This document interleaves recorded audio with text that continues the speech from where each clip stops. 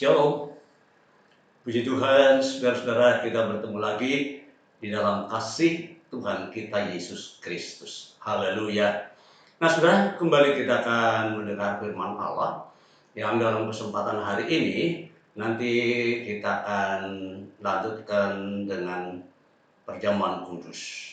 Oke, mari kita berdoa lebih dulu.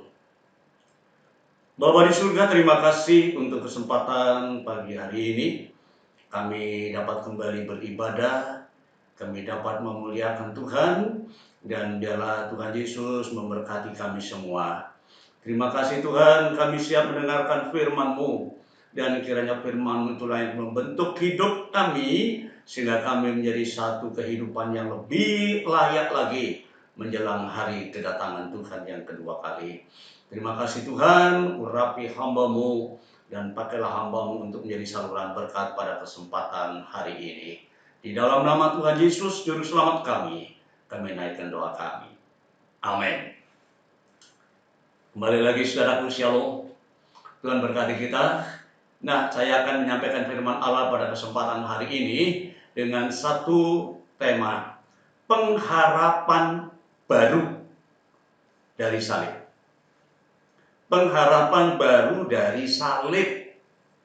Saudaraku, pengharapan itu adalah sesuatu yang kita rindukan untuk kita bisa menikmatinya. Ya, tentu tidak ada satupun di antara manusia yang memiliki pengharapan yang sangat menyakitkan pada akhirnya, yang membuat dirinya menyesal, membuat dirinya kecewa. Ya, tetapi pengharapan itu adalah sesuatu yang dirindukan untuk mendapatkan satu kenikmatan di dalam hidupnya. Nah, saudaraku, sekali lagi banyak pengharapan yang sangat dirindukan oleh semua orang. Tetapi pada kesempatan hari ini, saya akan sampaikan kepada saudara bahwa ada pengharapan yang berbeda. Ya, pengharapan baru melalui salibnya Tuhan Yesus. Amin. Haleluya. Nah, kita akan baca dulu ayatnya di dalam kitab Injil Matius pasal 27 ayat 50 sampai 51. Ya, dikatakan di sana, Yesus berseru pula dengan suaranya yang nyaring. Lalu dia menyerahkan nyawanya. Saudaraku, ini peristiwa yang terjadi di atas Golgota. Ketika Tuhan Yesus disalibkan, saudara-saudaraku yang kekasih, maka Tuhan Yesus di atas kayu salib berdoa dan berkata, Tuhan, ampunilah mereka semua, karena mereka tidak mengerti apa yang mereka sudah perbuat.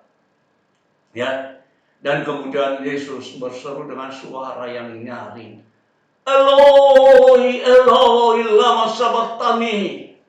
Artinya, ya Bapakku, aku menyerahkan nyawaku. Dan saat itu kemudian Tuhan Yesus menghembuskan nafasnya dan dia mati. Haleluya. Tetapi satu hal yang sangat menarik dan sangat luar biasa, dan Alkitab mengatakan, lihatlah, ketika Tuhan Yesus menyerahkan nyawanya, maka dikatakan tabir bait suci terbelah dua dari atas sampai ke bawah. Dan terjadilah gempa bumi dan bukit-bukit batu pun terbelah. Saudara, peristiwa yang menarik.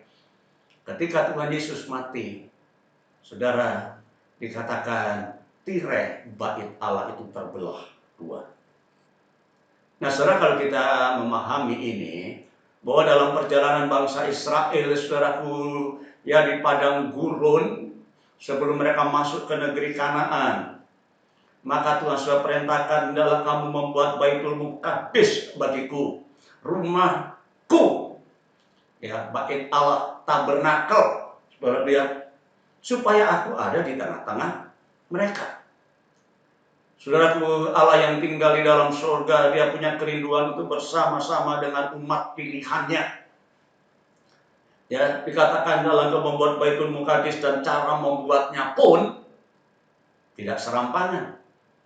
Harus sesuai dengan petunjuk firman Allah. Nah, saudara, dalam Baitul Muqaddis itu ada dua ruangan. Sesudah masuk ke halaman, ada dua ruangan. Yang satu ruangan kudus, dan yang satu yang paling dalam yang dibatasi oleh tirai itu adalah ruangan maha kudus. Tidak ada seorang pun yang boleh masuk ke dalamnya, karena siapa yang masuk dia akan mati. Kecuali imam besar, itu 1 tahun sekali. Ya, imam besar boleh masuk 1 tahun sekali dan membawa darah grafirat, artinya darah dari anak domba yang disembelih di halaman itu, ya, maka dibawa masuk ke dalam ruangan maha kudus. Ya, nah saudaraku, tetapi imam besar pun itu tidak boleh sembarangan. Ya, karena di ujung jubahnya ini ada 50 genta kerincingan, gitu ya. Sehingga kalau imam besar itu berjalan, dia akan berbunyi, kerincing, kerincing, kerincing, kerincing, gitu ya. Jadi orang bisa dengar suaranya, kerincing, kerincing, kerincing, kerincing, ya. Dan kemudian imam besar itu dikasih tali pengikat yang sampai keluar, ya. Dalam arti sampai di luar tabir. Tujuannya apa, saudara? Kalau imam besar itu tidak berlayak di hadapan hadirat Allah, maka dia akan mati. Dan bukti mati itu tidak terdengar bunyi genta di jubahnya ini, di ujung jubahnya. Nah, dan mayatnya tidak boleh diambil sembarangan begitu saja langsung masuk, tidak. Karena siapapun yang masuk dalam ruangan maha kudus dia akan mati. Itulah sebabnya ada tali, ditariklah itu kalau memang dia mati. Ya, ditarik keluar. Jadi tidak sembarangan orang masuk dalam ruangan maha kudus. Ya, di dalam ruangan maha kudus itu ada peti perjanjian dengan ada tutupan peti yang terbuat dari emas murni, saudara. Ya, di dalam peti itu ada buli-buli berisi mana, ada 2 lok batu, dan ada tongkat Harun yang berbunga di dalamnya. Nah, imam besar masuk 1 tahun sekali dengan membawa darah, dipercikkan 7 kali di atas tutupan peti dan dibawa dari peti itu 7 kali. Nah, kemudian dia mengadakan grafirat pengampunan dosa. Pertama bagi dirinya sendiri dan keluarganya, dan kemudian untuk seluruh umat Israel. Itu dilakukan setahun sekali, tidak boleh sembarang masuk. Tirai itu dibatasi oleh tirai itu, saudaraku, sehingga tidak mudah orang lain masuk mati. Jadi tidak gampang menghadap hadirat Allah. Walaupun bangsa Israel itu adalah bangsa yang pilihan, tapi tidak semudah itu masuk. Tetapi apa yang terjadi ketika Tuhan Yesus mati di atas kayu salib? Oh, luar biasa. Tirai bait Allah itu robek dari atas sampai ke bawah, dan otomatis, saudaraku, orang diberi kesempatan untuk bisa melihat di dalamnya.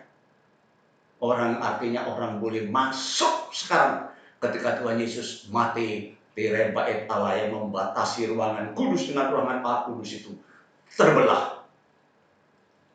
Luar biasa, ya.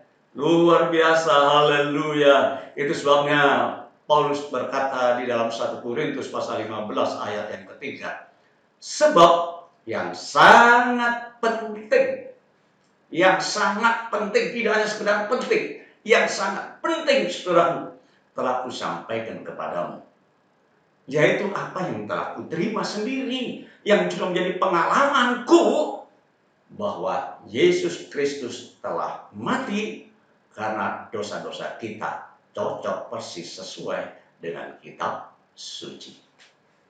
Luar biasa. Kematian Yesus adalah merupakan satu peristiwa, merupakan satu perkara yang penting sekali, saudaraku. Karena dengan kematian Yesus terbelahlah tabir bait Allah. Artinya hubungan manusia dengan Allah itu terbuka. Hebat. Haleluya.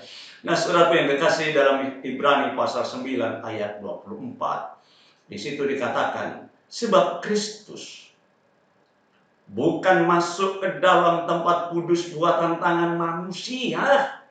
Itulah tabernakel yang ada di padang gurun itu, saudaraku ya. Yang semuanya itu hanya merupakan gambaran saja dari apa yang sesungguhnya, apa yang sebenarnya. Ya, Yesus tidak masuk di dalam ruangan Maha Kudus yang ada di dunia ini, yang hanya gambaran saja. Tetapi ia masuk ke dalam sorga sendiri untuk menghadap hadirat Allah. Untuk apa, saudaraku? Guna kepentingan kita. Luar biasa. Apa yang dikerjakan Tuhan Yesus bukan untuk kepentingannya sendiri, tetapi apa yang dikerjakan sampai dia rela mati di atas kayu salib, dan kemudian dia sampai masuk ke dalam surga menghadap hadirat Bapa, dikatakan demi kepentingan kita, demi kepentingan manusia yang sudah berdosa. Haleluya, haleluya. Nah, saudaraku, lewat kematiannya itulah kita menikmati yang namanya pengharapan baru. Ya, pengharapan baru, hubungan antara manusia dengan Allah ini memiliki satu pengharapan yang baru, saudara. Ya, kematian Kristus itu memberikan pengharapan yang baru. Luar biasa. Haleluya. Nah, pengharapan baru apa yang kita peroleh lewat kematian Yesus Kristus ini, saudara? Haleluya.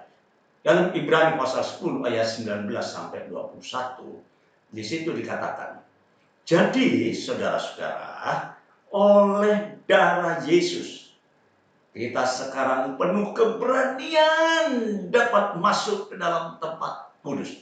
Oh, bayangkan saudara.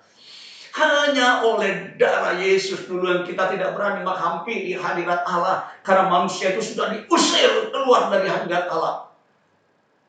Tetapi sekarang, oleh darah Yesus, kita mempunyai keberanian menghampiri hadirat Allah. Oh, luar biasa.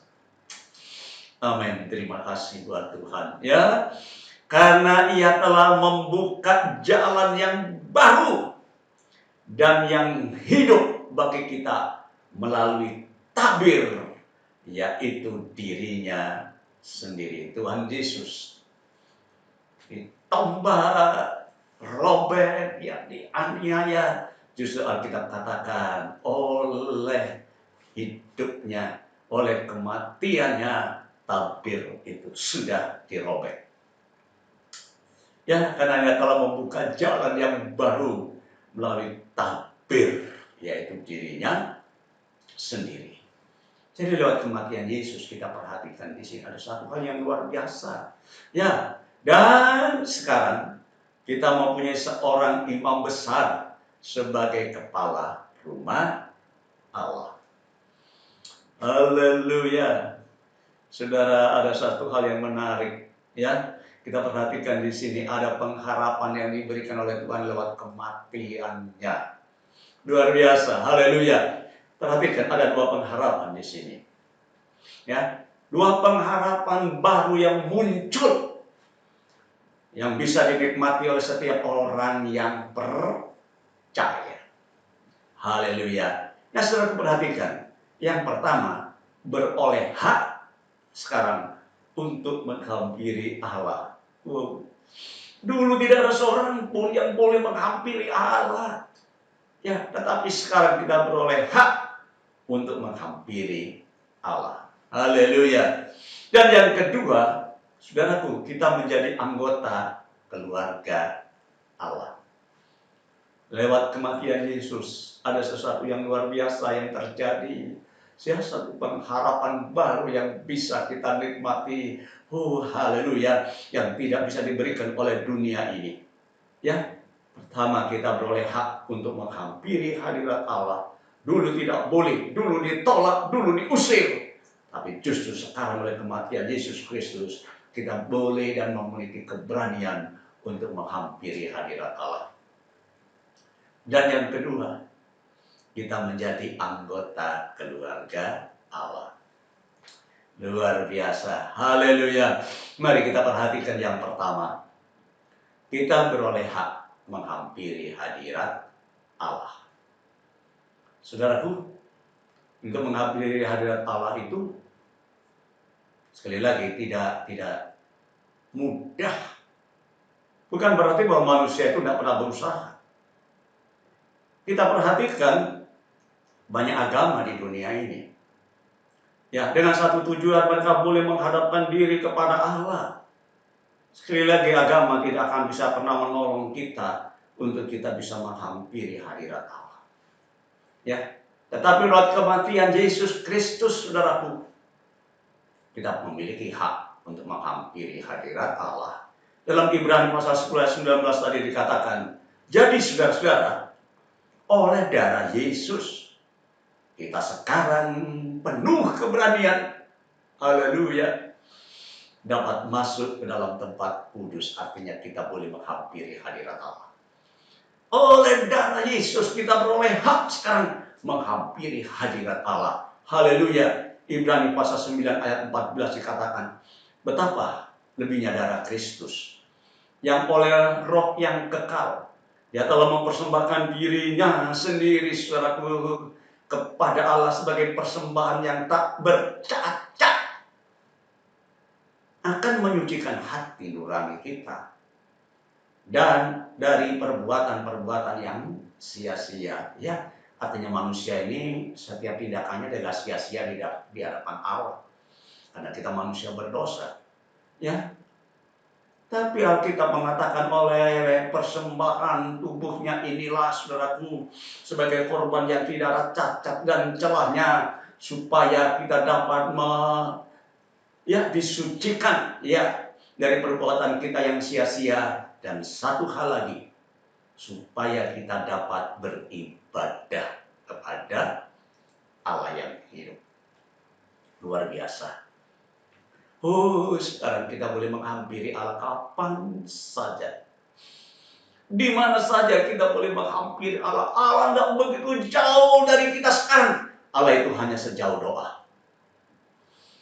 Tatkala kita menghampiri Allah, saudara, siapa yang ada di dalam Kristus itu sudah mempunyai hak untuk menghampiri Allah. Haleluya. Sekali lagi secara pribadi, saudara, kita sekarang punya hak untuk menghampiri hadirat Allah oleh karena Yesus sudah mati bagi kita. Amin. Ya, darahnya adalah jaminan. Ya, darah Yesus itu adalah jaminan bagi kita untuk kita bisa menghampiri hadirat Allah. Amin. Efesus pasal 2 ayat 13. Di situ dikatakan, tetapi sekarang di dalam Kristus Yesus, kamu yang dahulu jauh dari Allah, sekarang sudah menjadi dekat. Kenapa, saudaraku? Oleh darahnya Kristus. Darah Yesus merupakan jaminan. Ya, jangan sampai tidak percaya bahwa Yesus sudah mati. Yesus itu benar-benar mati. Dan kematiannya itulah untuk merubah status kita sebagai orang yang ditolak oleh Allah, sebagai orang yang dijauhkan oleh Allah dan layak menghampiri Allah. Tetapi sekarang kita boleh datang mendekat kepada Allah. Luar biasa Allah yang luar biasa. Lewat kasihnya yang begitu besar, dia sudah kirimkan anaknya yang tunggal. Tuhan kita Yesus Kristus mati di atas kayu salib, dan oleh darahnya hubungan kita dengan Allah yang dulu jauh terpisah sekarang menjadi dekat. Bahagia sekali, saudara, ya. Kalau kita bisa dekat, kita bisa berkomunikasi dengan Allah kapan saja. Itu terjadi hanya karena Yesus mati di atas kayu salib. Itu sebabnya Paulus tadi mengatakan, yang sangat penting aku telah sampaikan kepadamu. Apa yang jadi pengalamanku sendiri? Ya, bahwa Kristus telah mati untuk dosa-dosa kita. Luar biasa. Haleluya, saudaraku. Di dalam 1 Petrus pasal 3 ayat 18a, di situ dikatakan, sebab juga Kristus telah mati, sekali saja matinya, untuk segala dosa kita. Ia yang benar untuk orang yang tidak benar, dengan satu tujuan, supaya ia membawa kita kembali kepada Allah. Oh, luar biasa. Kristus mati dengan satu tujuan, membawa kita kembali kepada Allah. Hubungan dengan Allah yang putus itu dipulihkan hanya di dalam Yesus Kristus. Waktu tidak rugi, saudara, kalau saudara percaya akan Yesus Kristus. Haleluya. Mudah-mudahan ada pendengar yang belum percaya Yesus. Saudara-saudara, perlu saudara ketahui yang di luar Kristus itu jauh dari Allah. Tetapi ketika kita percaya Yesus, amin, hubungan kita menjadi dekat. Haleluya, haleluya. Nah, sekarang tindakan apa yang harus kita kerjakan kalau kita sudah punya hak untuk menghampiri hadirat Allah kapan saja? Nah, dalam surat Ibrani pasal 10 ayat 25, di situ dikatakan, janganlah kita menjauhkan diri dari pertemuan-pertemuan ibadah kita. Ini anjuran firman Allah, saudaraku. Jangan sampai kita membiasakan diri meninggalkan ibadah. Saudaraku, banyak orang Kristen yang meremehkan ibadah. Ya, karena ibadah itu merupakan satu perjuangan dari Tuhan. Ia telah menyerahkan dirinya supaya kita dapat beribadah kepada Allah yang hidup. Tetapi seringkali kita meremehkan ibadah. Lebih mendahulukan hal-hal duniawi. Wisata kayak, atau ke tempat yang lain kayak. Saudaraku, tapi kenapa?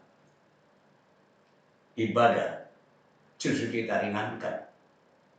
Tapi penulis surat Ibrani ini mengatakan, janganlah kita menjauhkan diri dari pertemuan-pertemuan ibadah kita, ya.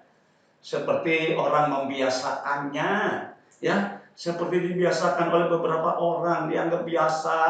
Besok kan ada kebaktian lagi, besok ada ibadah lagi, ya. Tidak, saudara. Tetapi marilah kita saling menasehati. Kalau ada mereka yang sering bolos ibadah, ayo kita nasihati. Dan semakin giat kita melakukannya. Kenapa? Menjelang hari Tuhan yang sudah semakin dekat. Saudaraku, kedatangan Tuhan semakin dekat dibanding dari sejak awal kita percaya kepada Yesus. Kedatangan Tuhan semakin dekat, jangan sampai kita lalai. Ya, jangan melupakan ibadah. Seperti orang-orang membiasakan diri, dianggap ibadah itu ringan. Padahal ibadah itu adalah satu perjuangan Tuhan. Tak kala dia mati di atas kayu salib, justru supaya kita dapat beribadah kepada Allah yang hidup. Mari kita gunakan ibadah. Waktu-waktu yang diberikan, kesempatan yang diberikan oleh Tuhan untuk ibadah, mari kita gunakan. Ya, kita gunakan sebaik-baiknya untuk ibadah. Amin. Haleluya.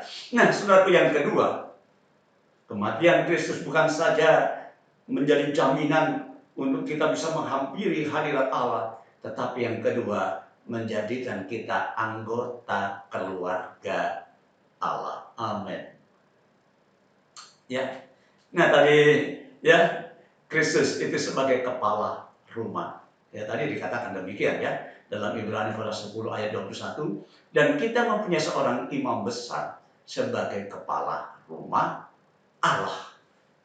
Kepala rumah Allah. Nah, saudara, yang dimaksudkan di sini bahwa rumah Allah itu sebenarnya ya adalah jemaat ini, saudara, ya.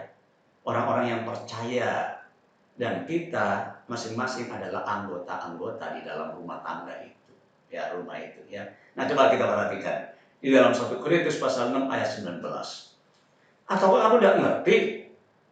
Atau kamu tidak tahu bahwa tubuhmu ini adalah bait Roh Kudus yang diam di dalam kamu? Tubuh kita ini adalah bait Allah, saudara, ya. Tempat kediaman Roh Kudus, ya, yang kamu peroleh dari Allah, dan bahwa kamu sekarang bukan milik diri kamu sendiri. Kita adalah miliknya Allah, saudara. Ya, kalau kita baca ayat selanjutnya, kita sudah dibeli dan harganya telah lunas dibayar. Bukan secara kredit, bukan hutang, tapi lunas dibayar ketika Tuhan Yesus mati di atas kayu salib. Maka saudaraku, kita sudah berubah, kita sudah dibeli, harganya lunas dibayar, maka kehidupan kita adalah menjadi tempat kediaman Roh Kudus Allah. Haleluya. Nah, dalam Efesus pasal 2 ayat 19 sampai 22, di situ dikatakan, demikianlah kamu bukan lagi orang asing dan pendatang. Wow. Kita bukan orang asing sekarang, saudaraku ya, yang perlu dicurigai ketika dia datang, yang perlu diwaspadai ketika menghampiri, tetapi kita bukan orang asing dan bukan pendatang, bukan perantau, melainkan kita kawan sewarga dari orang-orang kudus dan anggota-anggota keluarga Allah. Wow, luar biasa. Ya, Yesus sebagai kepala keluarga, kepala rumah tangga, dalam arti saudaraku, kepala dari orang-orang percaya, dan kita adalah anggota-anggota keluarganya. Amin. Kita anggota keluarga Allah. Kita bukan orang asing, saudara ya. Jadi satu dengan yang lain, kalau kita sadari ketika kita sudah ditebus dengan lunas dibayar, maka kita telah menjadi anggota keluarga Allah. Amin. Sedangkan Kristus sendiri sebagai kepala dari keluarga itu. Amin. Haleluya. Nah, saudaraku, sebagai keluarga Allah yang dibangun di atas dasar para rasul, artinya lewat ajaran-ajaran para rasul dan para nabi, dengan Kristus sebagai batu penjurunya. Ya, sebagai batu penjuru patokan. Jadi ketika kita percaya Yesus, maka kemudian kita belajar taat lewat ajaran-ajaran. Makanya tadi kita jangan sampai meninggalkan ibadah, saudara. Karena di dalam ibadah itu disampaikanlah firman Allah sebagai ajaran-ajaran untuk membentuk hidup kita, saudaraku ya. Sehingga diri kita ini dibangun ya menjadi satu anggota keluarga Allah. Amin. Ya. Nah, di dalam dia kemudian, di dalam Yesus kemudian, saudaraku, kita tumbuh ya sebagai satu bangunan ya. Di dalam dia tumbuh seluruh bangunan rapi tersusun menjadi bait Allah yang kudus di dalam Tuhan. Nah, di dalam dia saudaraku, setiap orang percaya, kemudian ya orang percaya, kumpulan orang percaya ini saudaraku dianggap sebagai bait Allah, dan kita ini adalah anggota-anggotanya ya, anggota dari keluarga Allah, anggota dari keluarga di dalam bait Allah, sedangkan Yesus Kristus itu adalah kepala. Amin. Haleluya. Nah, apa tindakan kita sekarang, saudara? Kalau kita mengerti kita adalah anggota keluarga Allah, kita bersaudara satu dengan yang lain kan? Kita bukan orang asing, saudaraku. Ya, kita satu saudara di dalam Tuhan. Amin. Haleluya. Nah, Kristus yang telah menjadikan kita anggota keluarga Allah. Sekarang apa tindakan kita? Kalau kita sekarang menyadari aku adalah anggota keluarga daripada Allah. Amin. Ibrani pasal 13 ayat 1 mengatakan, peliharalah kasih persaudaraan. Jangan sampai kita terpecah, saudara ya. Jangan sampai kita ya artinya bisa tercerai-berai. Mari kita pelihara kasih persaudaraan. Ya, saling menyadari kelemahan, kekurangan, kelebihan sesama saudara kita. Kalau ada yang kurang, jangan kemudian direndahkan. Kalau ada yang lebih, jangan sampai sombong, sampai menyakitkan yang lain. Saudara, peliharalah kasih persaudaraan, saling memperhatikan satu dengan yang lain. Ya, gereja yang awal, saudaraku, dikatakan di sana mereka setiap panjang hari hidup, bergaul, berkumpul, bersekutu bersama-sama, mendengarkan firman Allah, dan kemudian mereka membagikan hartanya, sehingga di antara mereka tidak ada yang kaya, tidak ada yang miskin, semua sama rata. Mari kita pelihara kasih persaudaraan. Jangan ada di antara kita yang saling menyakiti, saudaraku ya. Aduh, kadang-kadang saya juga sangat sedih. Hamba Tuhan kemudian merendahkan hamba Tuhan yang lain. Ya, nanti ada hamba Tuhan yang begini, oh langsung dicela. Tidak mengoreksi dirinya sendiri. Tapi mari, pelihara kasih persaudaraan. Ya, kita satu saudara di dalam Tuhan, satu keluarga Allah. Mari kita gunakan kesempatan kita sepanjang waktu menjelang kedatangan Tuhan, menampakkan persekutuan yang luar biasa atas kita. Jangan saling menyakiti satu dengan yang lain. Ya, sekali lagi, ya sikap-sikap yang tidak terpuji jangan digunakan di dalam kehidupan orang percaya. Ya, mari kita gunakan. Kita bisa berbuat baik kepada orang lain. Ya, kadang-kadang kita begitu rupa karena ingin bersaksi, menangkan mereka, kita berbuat baik kepada mereka. Tapi ternyata seringkali terjadi di antara saudara kita seiman, kita saling menyakiti. Mari saudara, kita sadar diri. Ya, kita adalah anggota keluarga Allah. Tuhan ingin ya kita selalu memperhatikan satu dengan yang lain. Peliharalah kasih persaudaraan. Amin. Ya, saya rasa luar biasa kasih Tuhan. Ketika dia mati di atas kayu salib, dia menjamin kita untuk mempunyai hak menghampiri hadirat Allah. Ya, tetapi selagi kita masih ada di dalam dunia ini, Tuhan ingin kita tetap mempertahankan kasih persaudaraan. Peliharalah, dalam arti pelihara itu dirawat, saudaraku ya, kasih persaudaraan. Dan saya percaya, saudara, kasih persaudaraan yang terikat di dunia ini nanti juga akan terikat di surga. Amin. Kiranya Tuhan memberkati kita semua dalam kesempatan hari ini. Ya, haleluya, luar biasa kasih Tuhan. Terima kasih Tuhan. Ya, mari kita tunduk ke Bapa. Terima kasih Tuhan, kemurahan-Mu lah yang membawa kami untuk dalam ini dapat mengerti siapa diri kami ini Tuhan. Sungguh tadinya kami tidak mengetahui, tetapi kami sekarang memahami betapa kasih Tuhan yang luar biasa. Tuhan telah memberikan dan membuka jalan baru bagi setiap kehidupan orang yang percaya, sehingga kapanpun dan dimanapun kami dapat menghampiri hadirat Bapa dan menikmati pemeliharaannya. Terima kasih Tuhan, terima kasih buat kasih sayang-Mu, kasih kemurahan-Mu. Dan selagi kami masih hidup di dunia ini, mari Tuhan berikan kami kemampuan, kekuatan untuk kami dapat memelihara kasih persaudaraan di antara kami. Saling mengasihi, saling memperhatikan, saling peduli, tidak saling menyalahkan, tidak saling mencemooh dan menjatuhkan. Tolong kami Tuhan, sebab kami tahu Engkau sudah mengasihi kami. Ajar kami untuk bisa mengasihi yang lain. Terima kasih Tuhan, Engkau layak dipuji, layak ditinggikan. Di dalam nama Tuhan Yesus Kristus kami naikkan doa kami. Amin.